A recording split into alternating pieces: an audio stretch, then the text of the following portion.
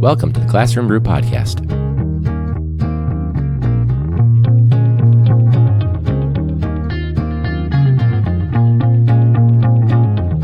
A teacher podcast is a little bit like comedians in cars getting coffee or drunk history.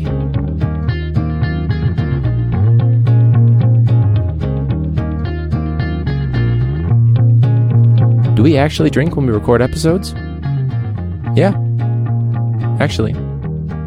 Yeah. This is the lounge episode. Yeah, I am very comfortable.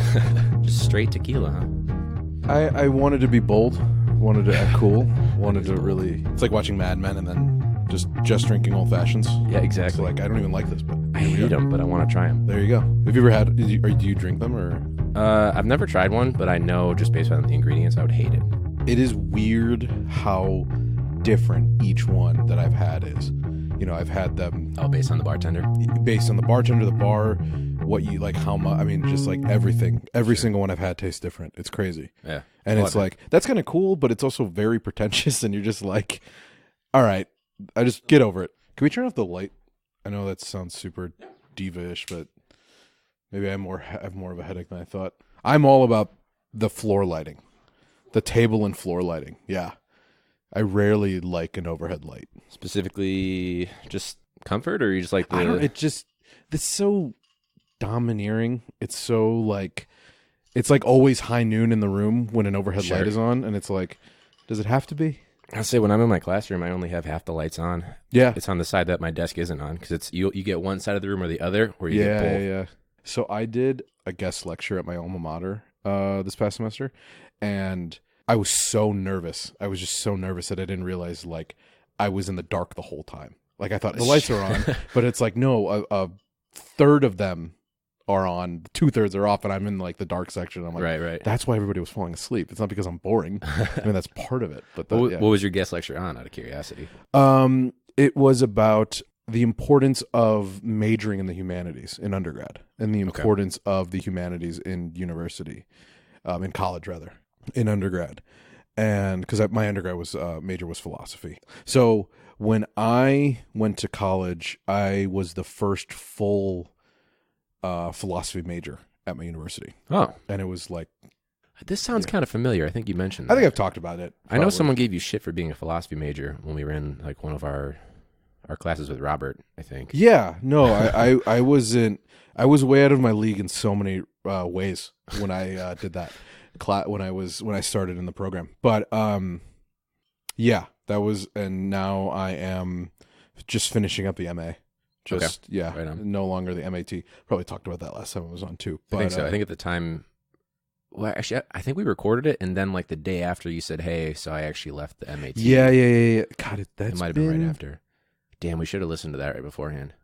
No, I think I remember a lot of that time because it was a very stressful time. So that was a year ago. No, that would have been. That was almost 2 years ago. Was it really? That's fucked. No. I think you're right, because that was when I just started doing video clips. You were the first video clip. Yeah, I was the first video one, yeah. So that was, don't ask why I know this, that was episode 51, and this is about to be 121. Holy crap. That's crazy. Am I the most recurring? No. You might be tied with Sam. Yeah. Sam at one point, I think Sam's been on 4 times. You've done 3. Okay. Peter's done 3. You're close. Okay. You know what you're doing now. You're not just like majoring in education or like in undergrad. Sure, or something. You've it's done like something other than... Yeah, you've like, oh, this is kind of where I want to go. Of course, I went straight through. Like I graduated with my bachelor's in 2015, and then went right into like the next fall. It was starting grad school. And then in 2017, I had that master's. So I don't know how grounded I was. Well, I did work at the hospital though. I've grounded a lot. So yeah, I mean that's just the insanity of grad school too. It's just honestly. No, I was kind of the same way. I graduated in the middle of the school year, and then the following fall, I went right into the master's program. So yeah, right. Yeah. Now you started your own. It was Westlawn blog, right? And you had a podcast that spun off from that, which I'm proud of you. Like, hats off to you. This is me clapping. What's going on with that? Because you mentioned you paused that for a little bit or stopped doing the podcast element. Yeah, there was a lot of personal stuff that was happening. It was my grandma passed away, and that was like really hard on our family. Yeah, sorry to hear that, man. Oh, thank you.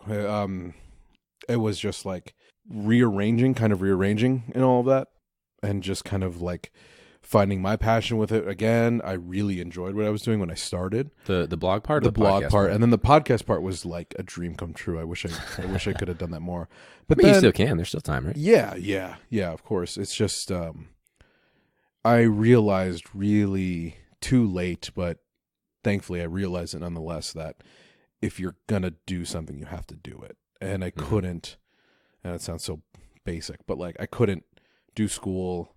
I was trying to have a job at the same time because I needed, money and the website and having the podcast. So I wasn't like, that's a lot. Yeah. Yeah. It kind of crumbled. I worked with some people who were, frankly stupid. Are they going to listen to this and be like, ah, shit? I don't care. I'm still very Can we name names? bitter about it. I will. I don't care. They're just, yeah. And it became difficult to, I lost what I had hoped to have with it. What was your hope? So the whole purpose of the thing from the beginning was to be a general interest website. Okay. I really hated the term blog, but I really wanted it to be like a magazine online. And Sure. I wanted it to be, I always told people, what's something that you could talk about that other people would hate you for talking about, or something like that? Like that you just want to talk about all the time, but you haven't found the appropriate space for it, or you still feel like there's, juice in the rind that you're squeezing, Did you get a lot of people that were willing to do that? Yeah, I found a really, like, the beginning was a really great core group of people. They were really, some of them were, I found them to be profound and really engaged, and it was really exciting to work with them. I found some really great people that I really loved, like, collaborating with, and I was kind of in... These are people that are working for the blog, right? Or people that you're meeting to interview? Oh, working for the blog. Got it. Work is a very loose term. I mean, they did it all voluntarily, and it was really just out of their own passion, and I wish I could have paid them. But it was, it was totally out of the kindness of their own hearts. And do they by chance want to start editing a podcast? Maybe. I don't know. I don't know how kind they are anymore. No. But it's really hard. It was like my first time ever doing something like that. So to keep that kind of momentum up. Right. It's you have to produce every single week. With the podcast, often? Yeah. And then like the writing, I had a writing schedule in mind, but of course that within a half a day it was scrapped because there's no way that was going to be possible. Don't all authors have some sort of writing schedule that goes out the door on day two? Absolutely. Yeah. Novelists, autobiographers. It's completely unrealistic. I believe in like just doing something, just like, this isn't going to be good, but if I just take my first step, I'll be on a walk already, kind of thing. But that in and of itself is really hard. Yeah. But I don't know. I don't know if it was like my lack of, like, people had kind of picked up on that I didn't care anymore, that I was like, I just had so much personal stuff that I didn't have the energy to stay excited, and I knew school was coming up again, so I was kind of like, whatever. Right. But it was really fun, and I don't regret any of it. I would do it all over again. What was one of your favorite things? What was one of your favorite pieces that you wrote about? So what I loved to write about was like, I could just, there was nobody to tell me how much or how little I could write about. So I remember I just wrote it was almost like 2,000 words on how much I hated Bohemian Rhapsody. Or how much I hated that Motley Crue movie that was on Netflix. Yeah. Or my buddy and I just wrote about our favorite Grateful Dead shows that were like on Spotify, because we just loved the Grateful Dead. So we were just like, you know what? Who fucking cares? My ultimate favorite thing. So I was really deep into I'll get personal. I was really deep into my therapy sessions at the time, and it was like the best therapy sessions that I had ever gone through. And I had like kind of allowed myself to be me again. I know that sounds kind of weird. It was just my grandmother was sick. I had gone through like a, pretty horrible breakup, and just like figuring out my place in the program. I wasn't going to be a teacher anymore. So it was just a lot of like existential all at once questions to answer and stuff like that. Yeah. Not even existential. It was just like reality. It was just like, what the fuck is happening? Right. And then it was like a rediscovery of like, no one's ever told me that I have to be anything other than who I am. It's kind of a weird thing to say, but like, I just really like myself. Like, I just like learning to be like, I'm okay. So Sure. One of the coolest things I got to do, which I kind of got to incorporate, it was therapeutic for me, was writing about my favorite Grateful Dead songs and like how impactful that band had been since I was like 12 years old in my whole life. And it was a bit, therapy session note taking, kind of like, things you read out loud and, in the therapy session. But also, I thought I had written some really good stuff about the okayness of feeling lost, the okayness of feeling adrift and really scared and things like that. And it was like, I had never said that was okay before. And now it's, it's like, it's okay. Everybody has that, or something like that. So those were some of my favorite pieces to write for the website, where it was like really personal and really don't hold back anything. Right. Well, and it doesn't have to be formulaic. Like, whereas if you have somebody that you interview for a purpose, you try to get to some sort of a thesis every single time, right? Absolutely. Yeah. Yeah. And so that was just, it was rough around the edge, and rough around the edges, and it's just, I tried to get it to be as thought out and as good as possible, but it was just like, there's nobody here to tell me what's right and wrong anymore. Mm-hmm. And it was just great. And I whether it needed to be a website or it could have just been something that I held personally in my life, like everybody has to do something like that, I think. Is it still up? Like, do you still own like the domain for it? Yeah, I'm pretty sure I still own the domain for it. It still exists. It's Westlawn, WESTLAWN blog, one word, blog, westlawnblog.com. Okay. Was the name of it. And it's probably still up, yeah. Yeah, I think it's still up. But one of the best interviews I got to do was with this guy, Joel Cummins, who is the keyboard player for Umphrey's McGee. I don't know if you've ever heard of that band. Is it local or? No, well, they started out kind of Chicago, Indiana area. Okay. But they're massive now. I mean, they're a full-time rock and roll band. And he went to my high school.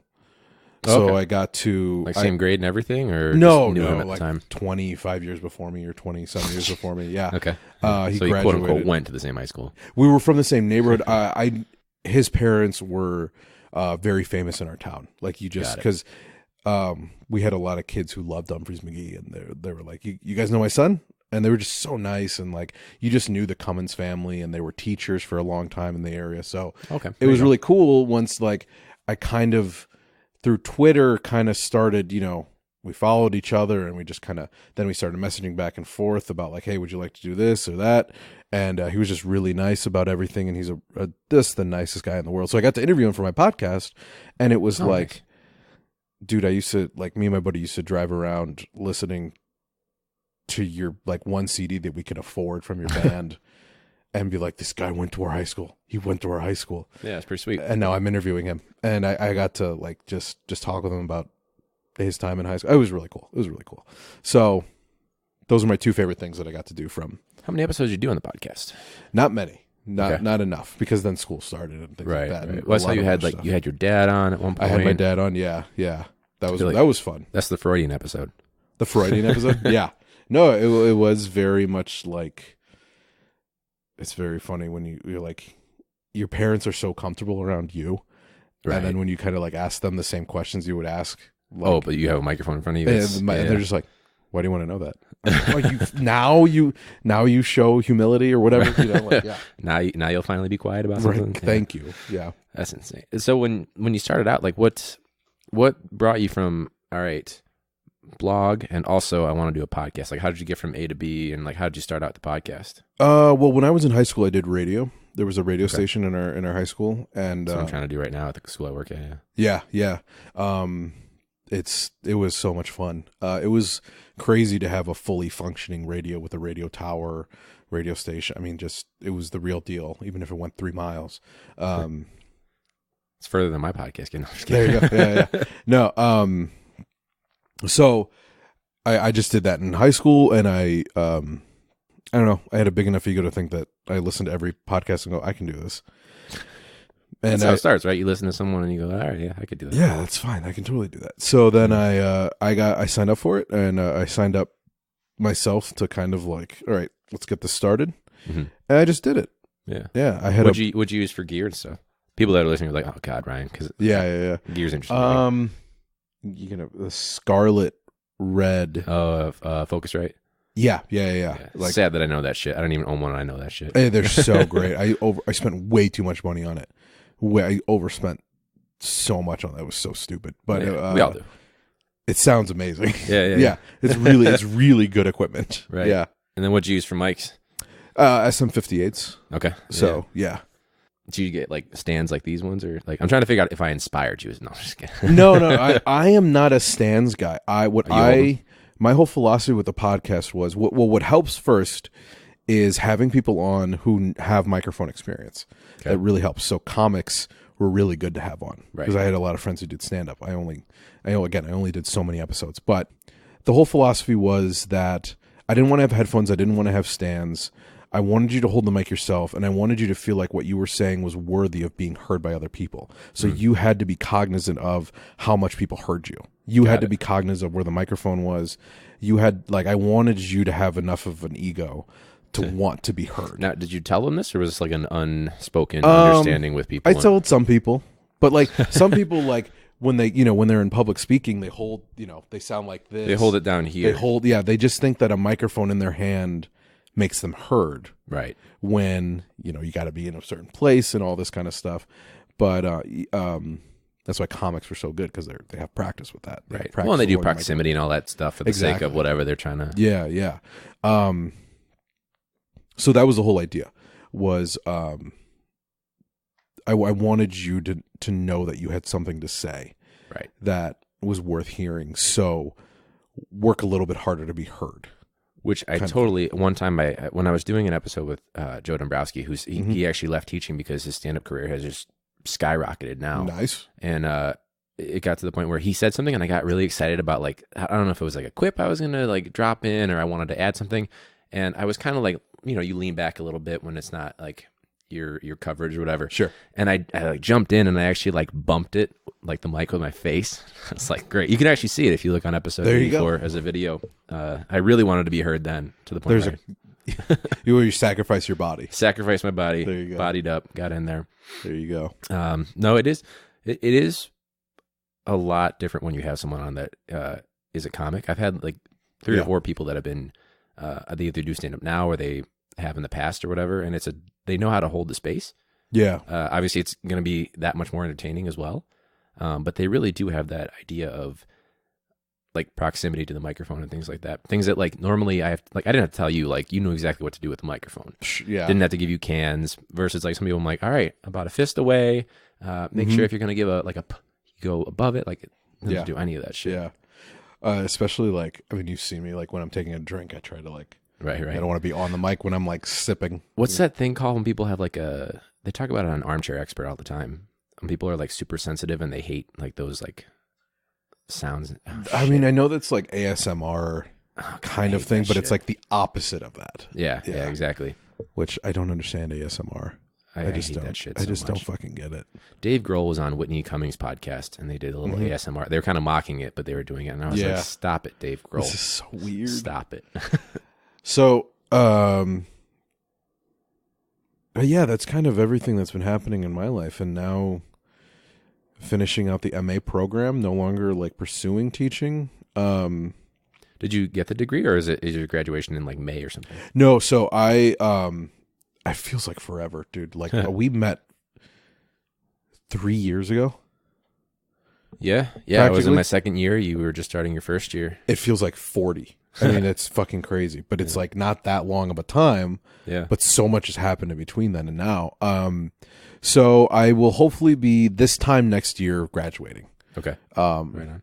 Yeah, I just had a really good opportunity with some employment like on campus and everything like that. That was too good to pass up, and it was a really cool opportunity. So it's like I'm just learning so much more about what history is as a profession, right? As like a institutional construction. Now, and like, do you have to take comps when it's time to? Yeah, I will. That sounds so great. I've heard everything from like, just who fucking cares to I'm gonna die. Like I've heard like everything in between. So, I don't know. It puts more pressure on my head that I hate, but you just get through it. So yeah. Are they still using my reading list? We passed it down, and apparently people have been using it for a few years. I think I might have seen it now that you mentioned that. I asked Robert, can I say that? Are you going to bleep it? Or? Yeah, I think Robert listens, but yeah, we can use it. First names are cool. Yeah, I asked Robert for like past exams and like questions and actual written like responses and full exams and everything like that. And I might have seen her name. Yeah. You know, you're still alive and well in the department. There you go. Well, you sent me that picture that night that we all went out to like the department, like Christmas drinking fest or whatever. Yeah. There's a picture of us somewhere on the 9th floor. I see that every day. They haven't changed it in like 2 years. Oh, good. That's good I walk by it all the time. Yeah. Yeah, I was on campus for Jen Olson. She does like a panel for, I forget what, I brought mics and I posted the audio, but she does like a panel where like some teacher candidates ask teachers that are currently in the profession like a bunch of questions and shit like that. I just stopped by the 9th floor and Robert was like teaching a class and he just gave me like this like what sideways look and I was like, hey, how's it go? I'll text you later. Yeah. I remember when I was in the teaching track, that class of great class. Yeah, no, it was great. But the one where current teachers came and like spoke to us. Oh, that was extra credit if you went to it, wasn't it? Ours, I think, was mandatory. Oh shit. Okay. But it was the night. I think it was the night the Cubs won the World Series. Oh, no one went to that shit. Yeah. Oh, Did she cancel everybody it? else went except me. I wouldn't have gone. Robert was teaching that day. Yeah. I think he just was like, "You're not coming, are you?" I'm like, "No."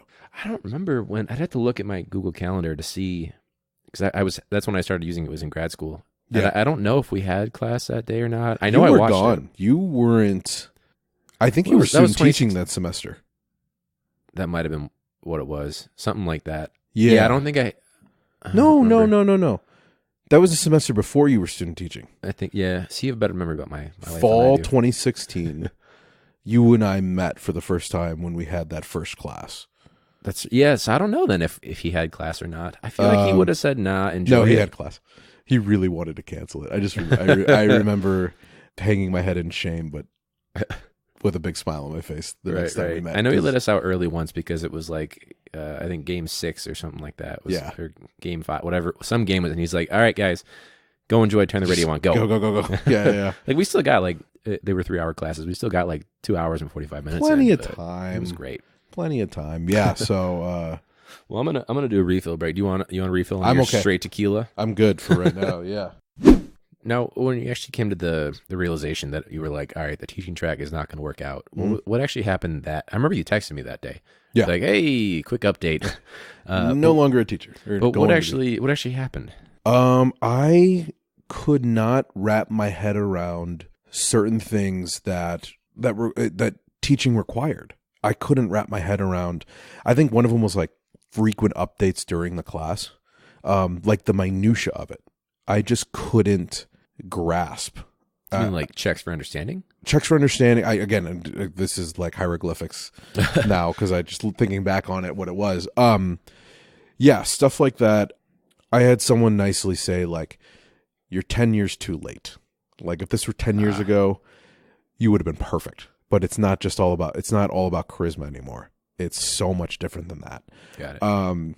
Like you said, those constant check-ins and like having to be very aware of everything that's going on, like at every time. I didn't get it. I just didn't get it. I think that was one big part of it for me. And honestly, my heart wasn't in it the way that I thought it was. Like when you started out or just from the get-go? Well, grad school has a really good way of sniffing out your shit.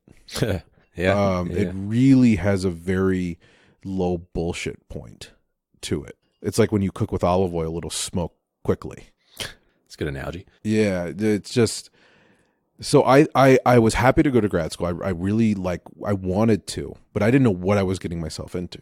I didn't know what I had signed up for.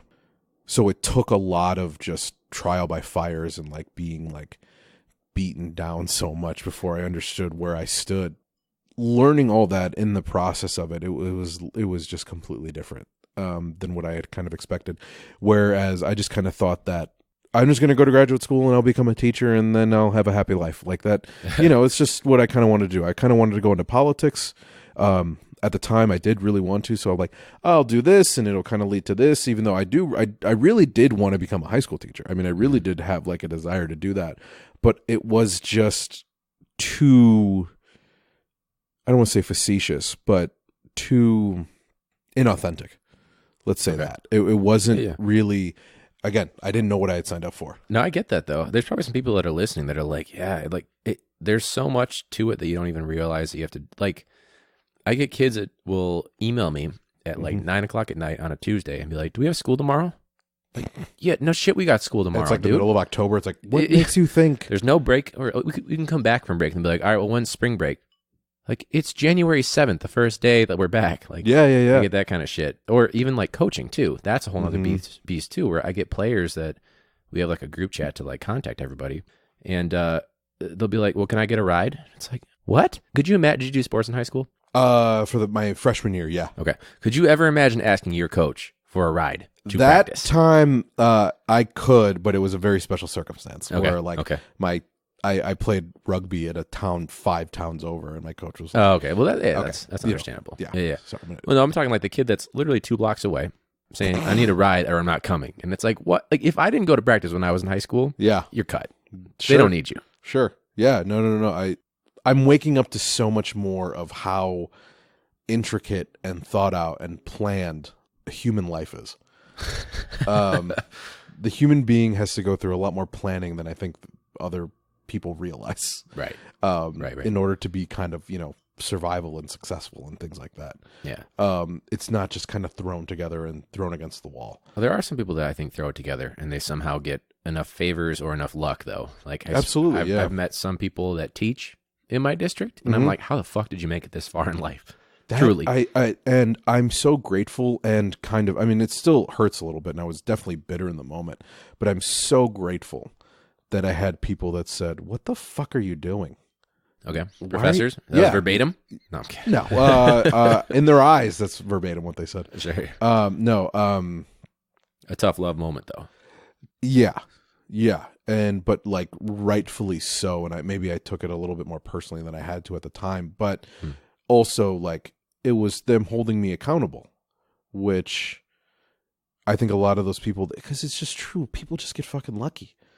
It's that old story of like straight A student in high school but failed in college or something like that. It's like I personally was not like that, but I really wasn't. I wasn't that good. But, I mean, how else do I get kids in high school that can't read 3rd grade level shit? Like, that's pushed through, helped out, some sort of something. Same idea. Yeah. It's the pros and cons of American society. Is like we give a lot of people opportunities, but we never like check to see if the opportunities actually helped at all.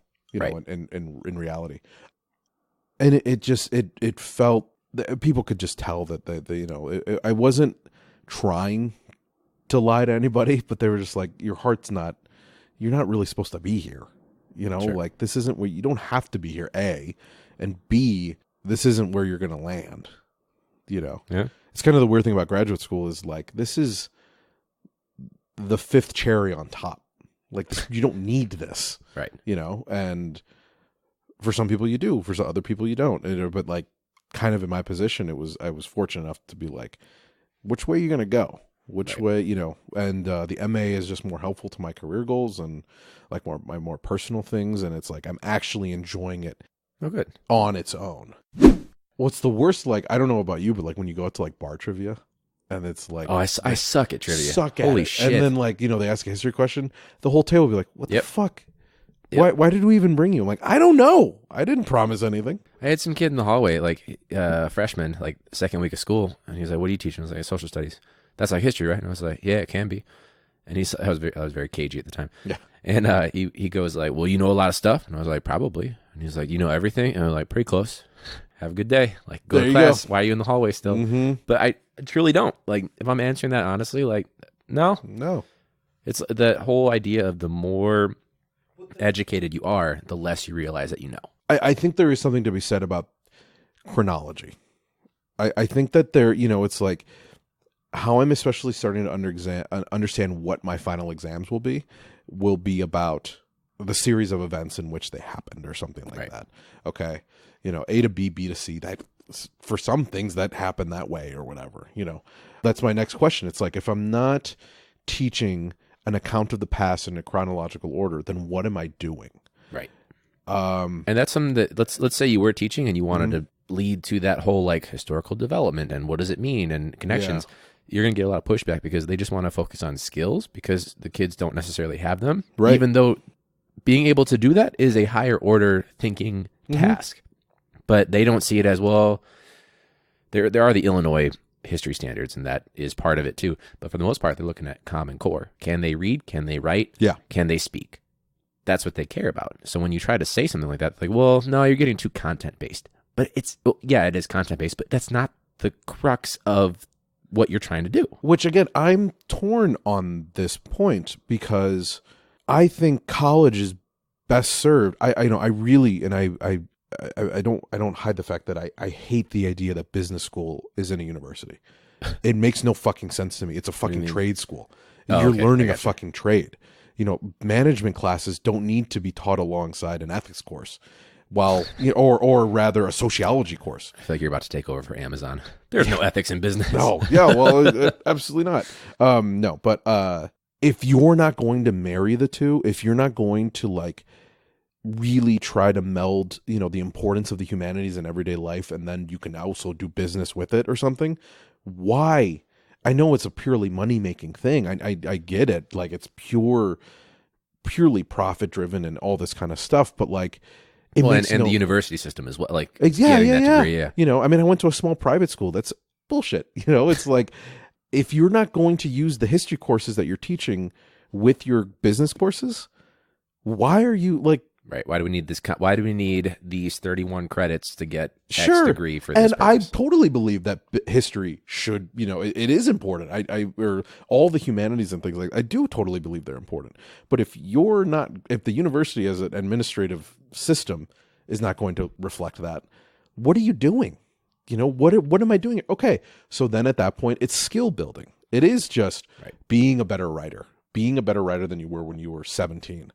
And then becoming an even better writer when you're 22, when you graduate or something like that. And then beyond that.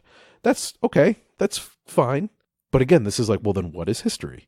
The skill? Or we're going to get a little bit deeper into the, philosophy of it or something like that. Or it's like, I think myself into a hole sometimes. So and there's some cohorts, by the way, that I like 2 years ago, I could focus on that deeper level shit. Mm-hmm. But they were so lazy. Versus last year, they didn't have nearly as many skills, so I had to focus on solely the skills. Yeah. But they would work for me. And then this year, pretty low on skills, but I'm trying to incorporate more of those like higher order thinking things in like a different way to make it accessible to them. 'Cause it's weird though, like the focus I've had to take, it's the same like curriculum map that I've like created and skill building, but I've had to change it so much because of that issue of, well, we'll just push them through. I've had to adjust it to the point where I find myself justifying it every single year as, all right, so you guys can't write. So here's what we're going to work on for the next 6 weeks. And then the next group, all right, so you guys can't make inferences. So here's what we're going to do for the next 6, you know what I mean? Sure. And that's where it kind of becomes to me like, does it matter what you teach or does it matter how you teach it? Right. Kind of thing.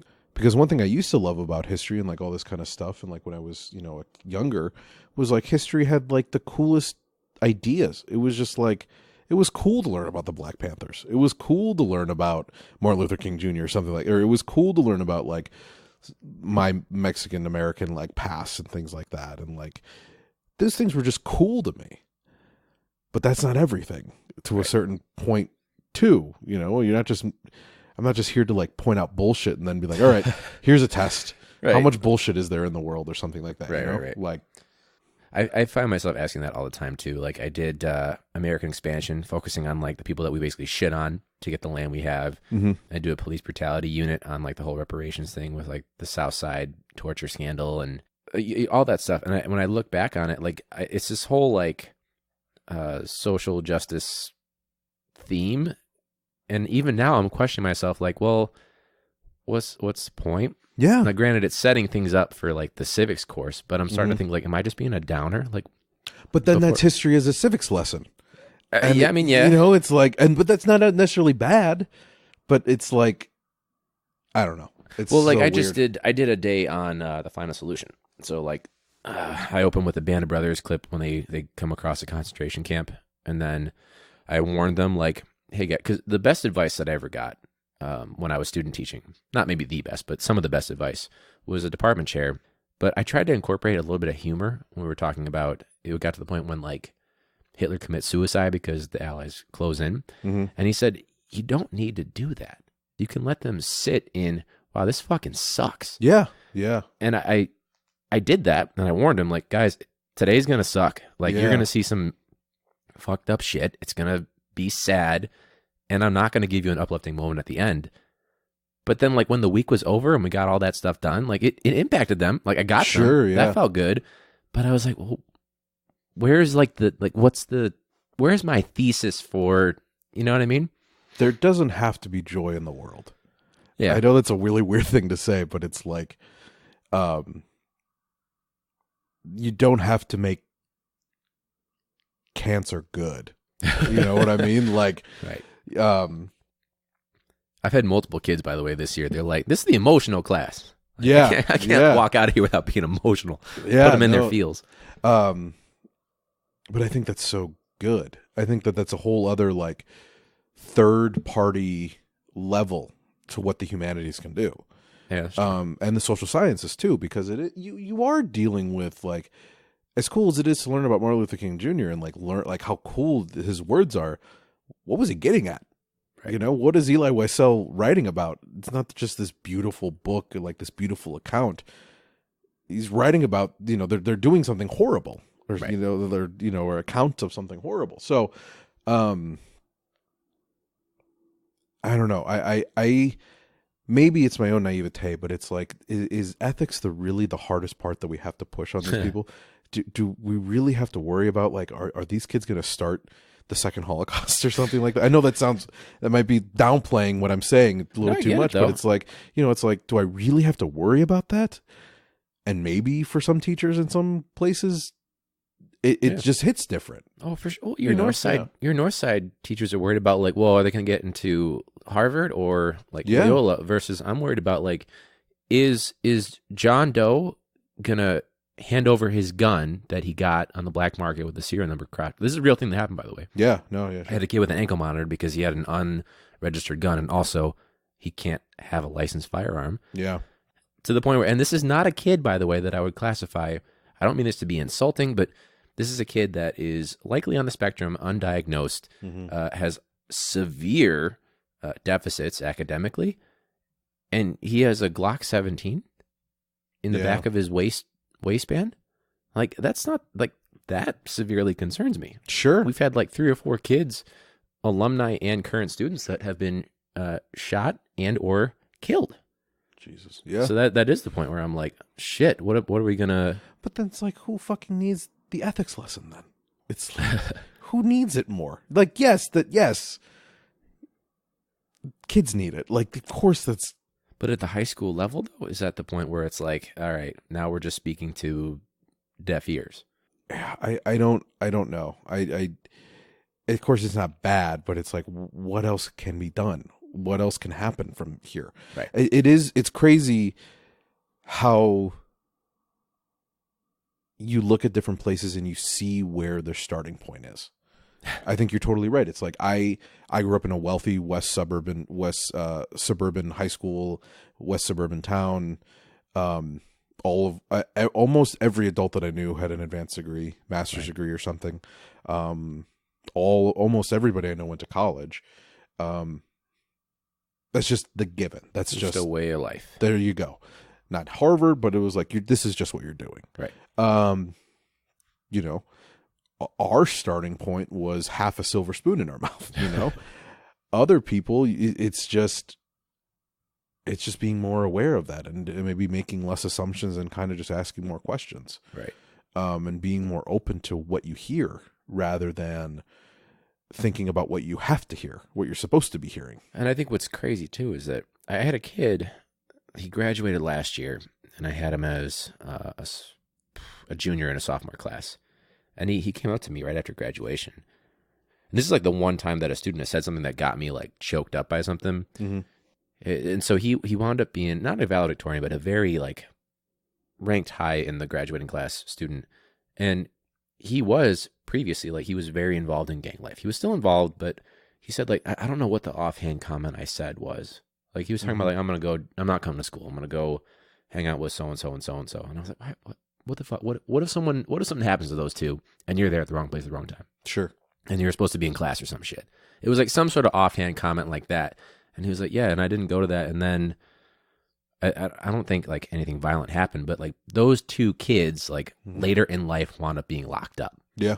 And so it was some like offhand comment where I was like, oh shit, it's this little like minute comment that I made, probably like in between passing periods or in between like moments in class that made the slightest difference for like a brief moment for a kid. Yeah. Yeah. Which is, I guess, uplifting because it's like you don't have to have this huge like thesis that you give to students on a daily basis, but sure, yeah, a lot to shoulder still. It is, and it makes teaching, especially in those like from neighborhood to neighborhood, just one of the hardest fucking jobs in the world.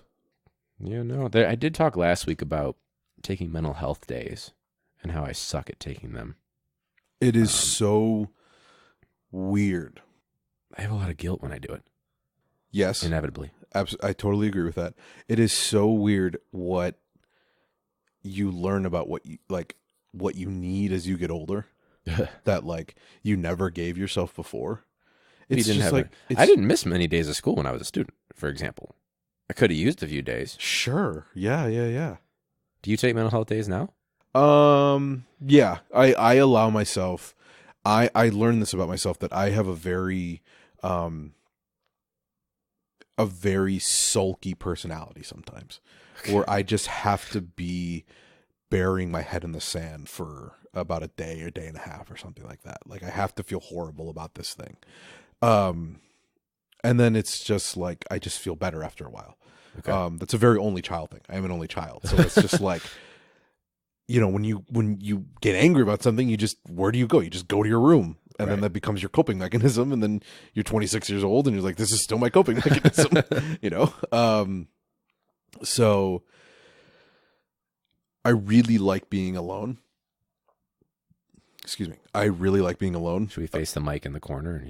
Yeah, that'd be ideal. But I also really like being social. It's like a weird, but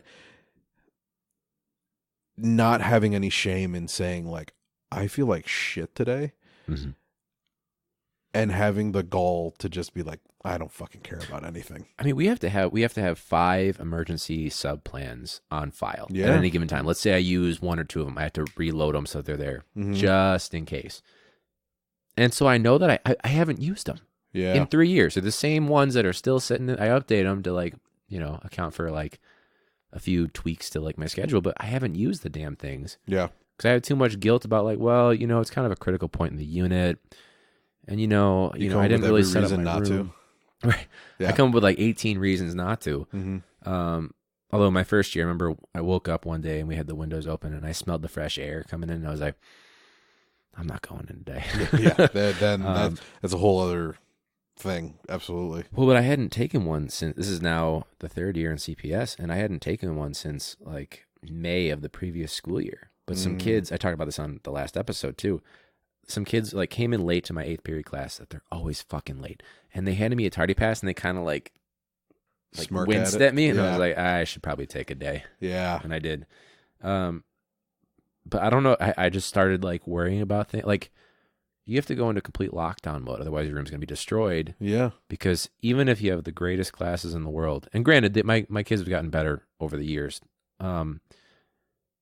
But you have to worry about like, all right, well, I guess I got to show up 2 hours early to work so I can just clear up the tornado disaster.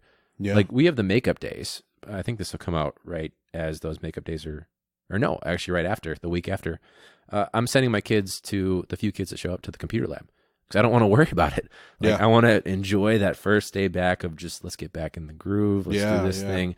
I don't want to worry about what's happening to my room when I'm not there. There is something to be said about the fuck it, let's just dive in, but then also the thoughtful, I have to be very aware of like how I'm feeling right now kind of thing.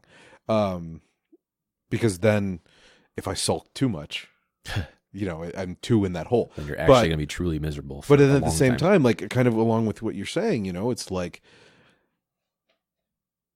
you have to turn off the engine every once in a while. Yeah. If you're going to keep the car alive,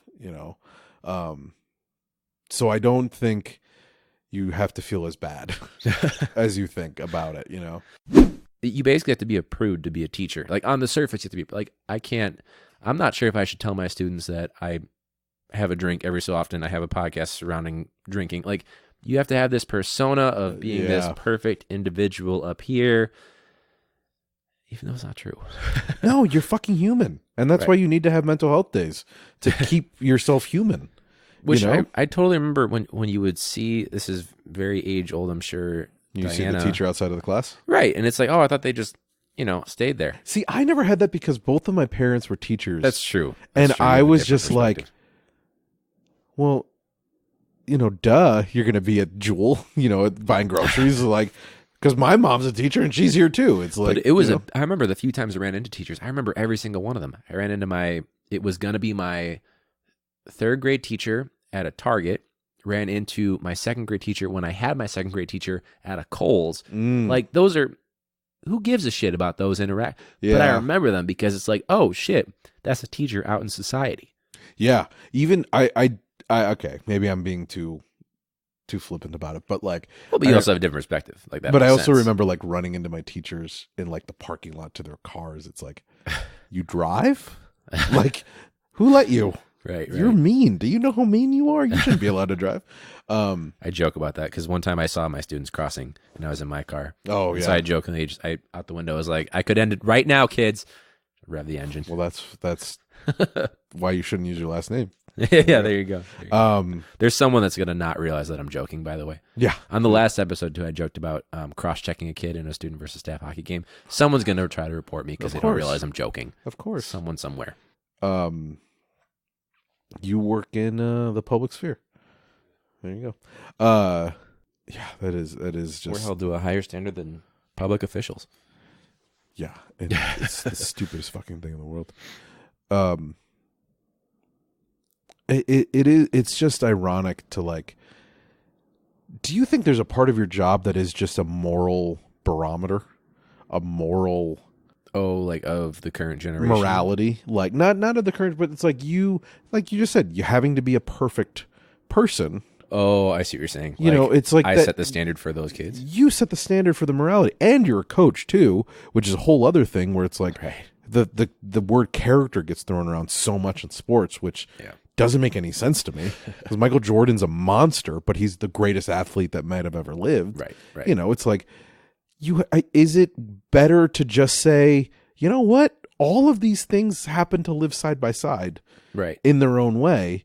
One of the best things my old mentor in my undergrad ever said to me was like, just because you have advanced degrees doesn't mean you're a good person. It's just like so plainly put, but it was like nobody ever said that before. Right. It's like there are pieces of shit who are very successful. Or something I take an even more radical stance. Just because someone has an advanced degree does not mean that they are intelligent. That too. I truly believe that. Yeah, because I have like, I've never been told I'm dumb, but I've had to relearn how to do so much that I was told I was wrong about for so long. Oh, sure. So it's like learning what history is, learning what this profession is, learning what it's just you're learning the rules. Right. And I'm not good at learning rules, but if someone is just perfect at the rules, then they're going to be, right. They'll be great. It takes zero intellectual ability to, do your margins this way and do a formulaic essay like this. Like, I'm not questioning someone's work ethic, although some people I do. Because if someone tries to make some sort of statement like, well, I have a PhD or an Ed.D., I go, who fucking cares? Like, do something shit? With it. Right. Like, who fucking, yeah. Well, and if you have to cite something that you've earned as your justification for who you are, that's a red flag. And for why you deserve to be here. Right. Like, exactly right. My only sympathy goes out to the point of like, if you have to reach that far, right, to feel some semblance of control in your everyday life, that's very that you have to scrape the bottom of the barrel right, to say, I have a degree Yeah. your life sucks. If that's what you're You've doing either it gotten for. to a very desperate point, or you are a person in a very dire situation. At the moment. Right. You're either, which I empathize. Sometimes I'm sure that you do need to do that in a situation if you deem it best. But for the most part, well, like I mean, like you did go to school. You don't want to have to like break up a fight. I'm sure that's not your like favorite thing in the world. You know, it's like sometimes it does add some, a little flavor to my week, but it adds some color to it, I'm sure. But like, yeah, it's like I kind of get that, but still, for the most part, shut the fuck up. Right. Well, especially in the context of the way colleagues, of course. If it's colleague to colleague, we've all got shut up 2 to 3 degrees. Right. Stop. Yeah. I would drive me up a wall. I can't hang with that. No, that drives me insane. The only time it matters, watch the one person that I haven't said any names. I've made no they're gonna somehow find this and figure it out. And you know what? Who gives Fucking a shit? do it. Who gives a shit? It like someone's listening to this and like, what happened this episode? This really went off the fucking rails. I'm drinking tequila straight out of a wine that's glass. impressive. Yeah. So yeah, I don't know. I don't know what the hell the point was about this, but it's just like it is like knowing your ability and having confidence in the place that you're at. Having like, because the flip side too is like my principal, for example, has the title of doctor. mm-hmm. I didn't know that for the first 2 years that I knew her. It's a character move. Exactly right. That's character. Like you did it for the sake of acquiring this skill, this knowledge, this insight, this expertise, and you're not going to use it to reference. Like that's, again. So let me ask you, let me kind of change up the thing a little bit. Let me ask you something. Do you start something with the vision of finishing it, or do you start something for the sake of doing it? Oh, that's a great question. Oh, there's no right or wrong answer. I do one more than the other, and it's hurt me in both ways. I think for the most part, I try to finish something, but I also recognize that that's not always going to be the most beneficial for whatever the task is. Do you? I mean, it could be. Do you start cleaning the bathroom to just get it done, or do you 100%. Start cleaning the bathroom to like This is not a great example because who wants to like. But it points out that there are different circumstances for different things. Sure. The problem is, I think I generalize. Like the fact that you asked me, I could have very easily taken the cop-out answer that I always hear at professional development. They say, "Well, it depends on the circumstance." Yeah. No shit. Yeah. But for me, I always need some sort of a goal. There's a reason, by the way, I don't clean the bathroom because the end goal is not that beneficial. It sucks. Yeah, it's fucking awful. But yeah, for the most part, I have to have some sort of a purpose, which is why when I teach, I always set a purpose. By the end of today, you're going to do blank. Yeah. Because otherwise, I was bad. I was bad at that. I was really bad at having a purpose. Like one of the good things about this whole process of pretty much failing out of the teaching program is that I've had to define so much more than I would have before. So if you were answering your own question before, do you do it for the sake of the process or do you do it for the sake of the end result? Paraphrasing, of course. It sounds pretentious to say, but it's I think it's a lot more for the process. Okay. So you have more patience than I do. I think that's what it might be.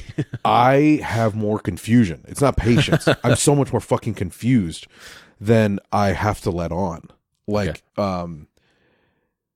one of the tough parts about going to graduate school was like learning about theories that everybody had always talked about, but I never learned. Like, it sounds, Just Google it as they're talking about it. Oh, that fucking saved me plenty of Fish times. tickets, and then you have a new tab for whatever. Yeah.